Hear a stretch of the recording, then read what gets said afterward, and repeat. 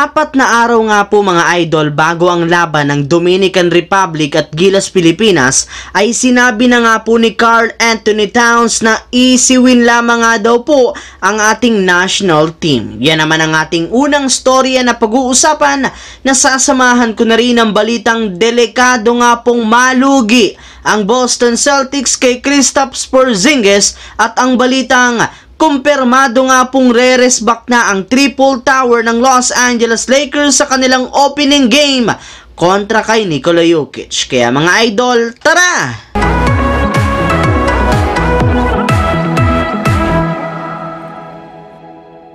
Ang videong ito mga idol ay hatid sa inyo ng Aurora Game, isang play-to-earn mobile app na kung saan pwede kang kumita habang nag-e-enjoy ka. Maraming mga games dito mga idol gaya ng Color Game na alam kong siguradong mananalo kayo. Dragon versus Tiger na simple lang pipili ka lang kung Dragon ba o Tiger ang mananalo. Meron ding Toss a Coin na alam kong alam nyo na at marami pang iba. Sobrang dali lang mag-register gamit lang ang iyong mobile number, hintayin ang verification code at gumawa ng password. Madali lang din mag-cash in at pag panalo, cash out agad gamit ang iyong GCash account. Kaya ano pang hinihintay nyo mga idol? Mag-download na at manalo. Nasa comment section ang link para makapagsimula na kayo. Ilang araw nga po mga idol bago magsimula ang mga laro ng FIBA World Cup, sunod-sunod na nga pong dumadating dito sa Pilipinas ang iba't ibang mga kupunan na lalahok dito at kasali nga po dyan ang Dominican Republic na siyang unang makakalaban ng Gilas Pilipinas sa kanilang group stage. Yes mga idol, andito na nga po ang Dominican Republic kung saan kasama nga nila ang kanilang NBA superstar na si Karl Anthony Towns na pinagkaguluhan agad ng media at ng fans nang lumabas siya sa airport noong nakaraan. At kasabay nga po mga idol ng pagtungtong ni Towns sa Pinas, agad rin naman itong inamin na excited nga po siya sa kanilang magiging laro sa FIBA, especially sa kanilang unang game kontra sa Gilas Pilipinas. Ayun pa nga po dito, sigurado nga daw po na magiging easy win lamang para sa Dominican Republic ang kanilang laro kontra sa Gilas kahit man hawak nito ang home court advantage. Gayong kita naman ninyo kung sino ang mas malakas at mas dominanting kupunan. And speaking of Gilas Pilipinas mga idol, may inilabas pala nga pong balita si Sir Homer Saison na hindi na nga po makakasama pa sa kanilang final 12-man lineup ang kanilang mga players na sina Ray Parks at Terdy Ravena. Bukod nga po sa kanila, hindi na rin naman dito makakasama si Calvin Oftana, habang si Kiefer Ravena naman meron para naman nga pong malaking chance na makasama sa kanilang final 12 na ipangsasabak sa kanilang susunod na laban sa FIBA World Cup. Habang dumaratso naman tayo sa ating pangalawang storya dito sa balitang delikado nga pong malugi ang Boston kay Kristaps Porzingis. Kagaya nga po ng naibalita ko sa inyo noong nakaraang linggo, hindi na nga po makakapaglaro pa si Porzingis sa Latvia sa darating na 2023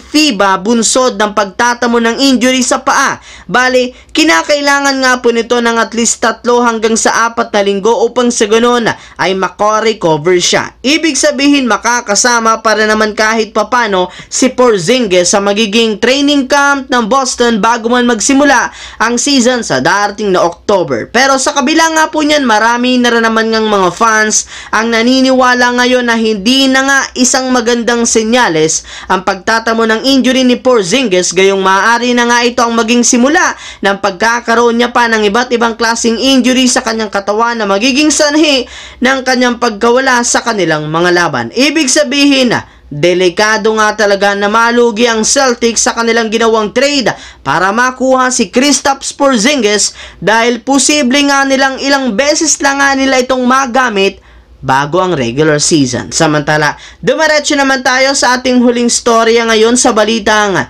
kumpirmado nga pong re-resback na ang triple tower ng Los Angeles Lakers sa kanilang opening game kontra kay Nikola Jokic. Simula lamang nga po mga idol lang matalo ang Lakers sa nagdaang West Finals last playoffs, tinarget na nga po nilang bawian ang Denver Nuggets, si Nikola Jokic at si Coach Mike Malone. Kaya isa nga po sa mga ginawang move ngayong off-season ay ang pagpapalaki ng kanilang lineup, especially ng front court, lalo pat dito nga sila dinomina ng Denver Nuggets. At sa kabutihang palad naman mga idol, nakakuha rin naman sila ng mga malalaking players. Kaya inaasahan nga pong rematch nila ng Denver Nuggets sa opening game ay expected na nga nare-race back na dito ang kanilang triple tower na binubuo na ng kanilang mga big man na sina Anthony Davis, Jackson Hayes at ang kanilang bagong sentro kung sakali man na si Jared Vanderbilt na tumangkad ngayong off-season, nagigil rin namang makipagsabayan kay Nikola Jokic. So yun lamang mga idol ang ating bagong video na ating pinagkwentuhan dito. Once again, this is your J-Zone TV. Huwag kalimutang mag-like at syempre mag-subscribe. Pindutin ang notification bell sa akin channel para lagi kayo maging updated at laging ma-notify sa mga videos na inilalabas ko. I-follow, bisitahin at i-like ang ating Facebook page, J-Zone TV. Thanks for watching mga idol. Hopefully nag-enjoy kayo ngayon.